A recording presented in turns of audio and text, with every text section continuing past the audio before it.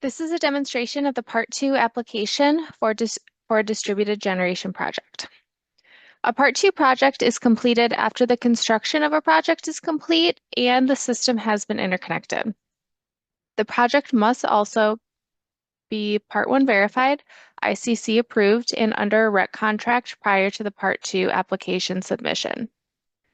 So to get started, I will use the project application dashboard shortcut and select View Project Applications. So from here, I will find the project that I would like to work on. So I'm going to select this first project. So the batch status will need to show ICC approved, which it does. So from here, I will select the edit icon next to the Part 2 application status, and this will open the Part 2 application. So the Part 2 application looks very similar to the Part 1 application with the basic project information at the top of the screen.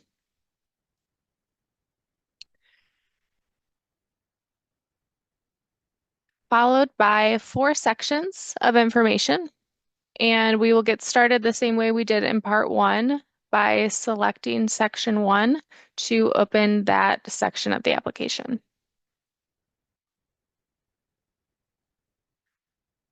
So in order to edit each section, you will need to select No to the first question on each page, which is, does this system still match the information submitted in Part 1? I will go ahead and select No, and this will open up this section for edits. I am going to change the capacity factor, which is the only change that I will make in this section since everything else looks good. So I've updated the capacity factor. I will select Calculate to recalculate the recs. And then no other changes were needed. So I will go ahead and save and continue. This brings up section 2, which is the interconnection details. So again, I will first need to select No at the top of the screen to open the section for changes. I will enter the final interconnection approval date using the date that the utility signed the permission to operate document.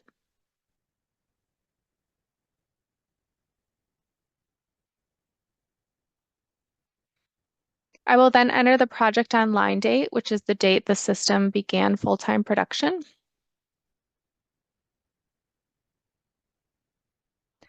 Next is the date of the project certificate of completion, which is often the same as the interconnection approval date.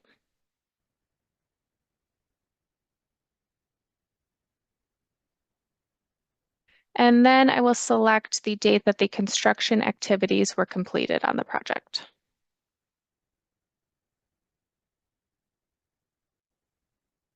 Next, I will select the tracking system, which will either be GATS or MRETs. And then I will enter the unit ID for the registry. I will also need to enter the name of the GATS account holder.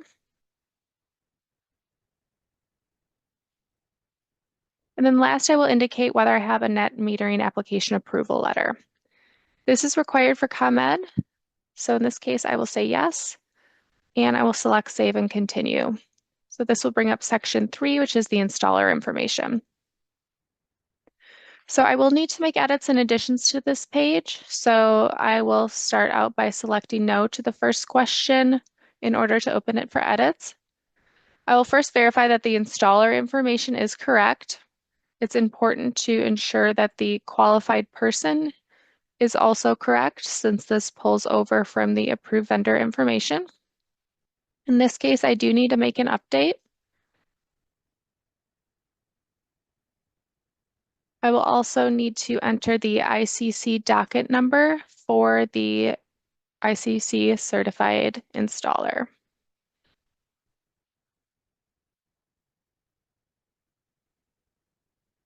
Next, I'll indicate whether or not the project is self-installed. Then enter the date that the installation contract was signed.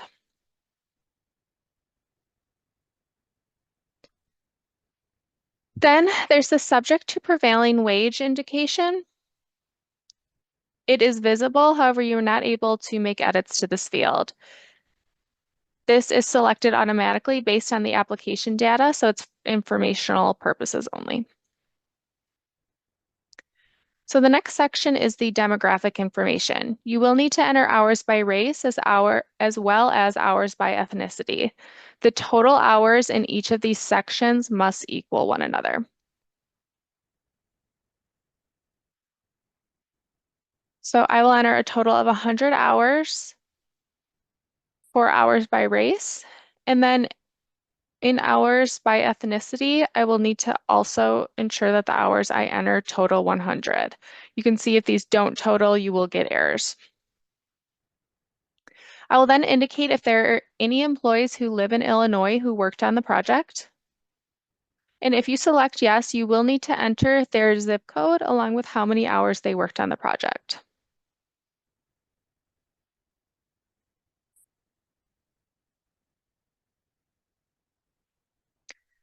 So the next area is entering any hours worked by a worker related to any of the job training programs listed, along with the total number of graduates of job training programs. So once you are complete with this section, you can select Save and Continue.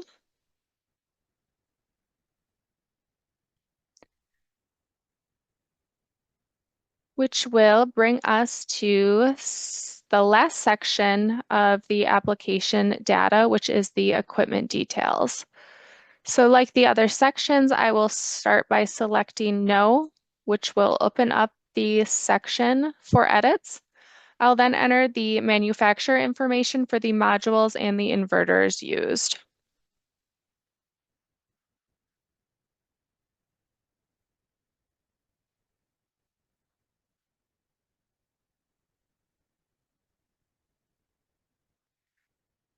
The inverter details field is pre-populated from the Part 1 application, but you do have the option to edit that here if needed.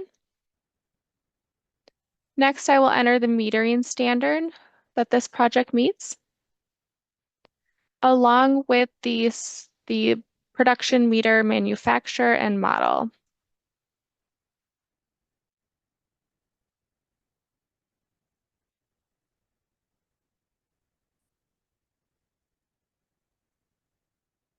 Then you will indicate if your system has battery backup, which is pre-populated from Part 1.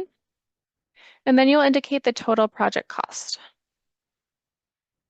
If you'd like the project cost to remain confidential, you can select this box and then choose Save and Continue. So now that our 4 sections of information are complete, this brings us to our attestations, which will vary by application. So I will go ahead and attest by selecting the box.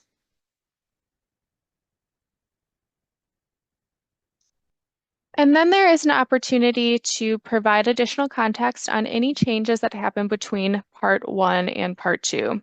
So providing information here as well as the comments box can help prevent additional requests for information later on during the application review process.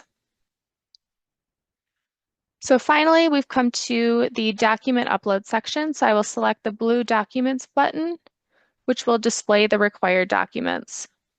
So I will go ahead and upload documents here so that we can go ahead and proceed.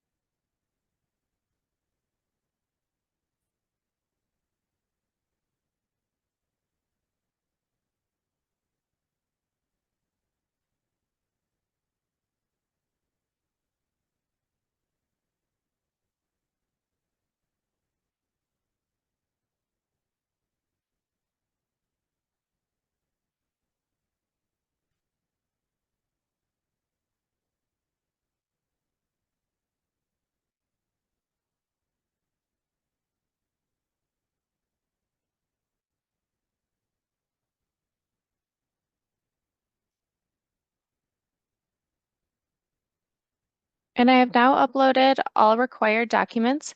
There is a detailed description at the bottom of the page that details the requirements of each document upload. So I'd encourage you to read through those to ensure the documents meet those requirements. So I will now select Go Back. And I am ready to submit my application. So I can scroll down to the bottom of the screen, select Submit Part 2 Application.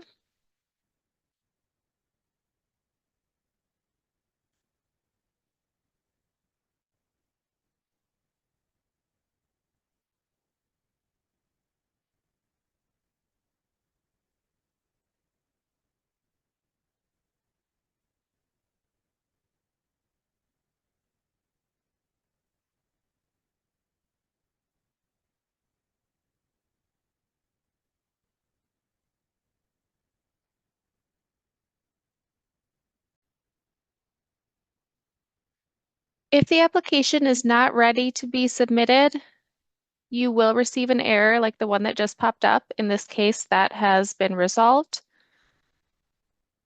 And I will go ahead and submit the Part 2 application. And I will now receive a confirmation that it has been submitted. I can select OK, and I can now view the Part 2 status as submitted. So this concludes the Part 2 application submission demonstration.